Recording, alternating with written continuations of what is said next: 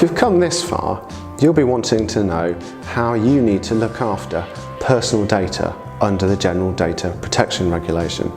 This is a key piece of legislation that comes into force on 25th of May 2018, and it replaces the Data Protection Act 1998.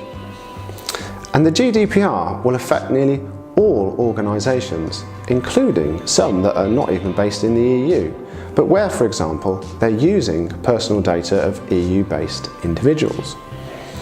Now, on the whole, the principles under the Data Protection Act 1998 do not change significantly under the GDPR. So retailers that are relatively compliant under the Data Protection Act should not have too much work to do.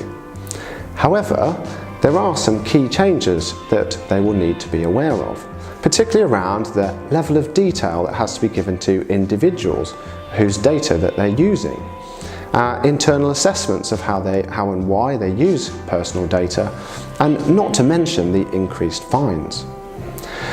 Retailers will need to be able to demonstrate compliance with the GDPR, and this is one of the key principles, a new principle. They need to put themselves into a position so that they can demonstrate that their business activities and processes do comply with the GDPR's requirements.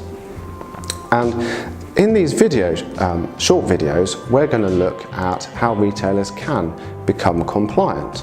So, for example, we're going to look at sharing data with third parties, how to do a data audit, looking at policies and training staff.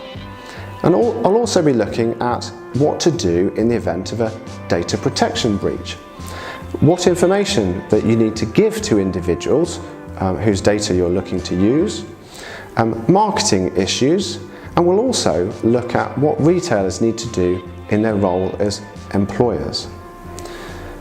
Byra's IT Systems Manager will also appear in a later video to look at IT security and what retailers can do in that respect.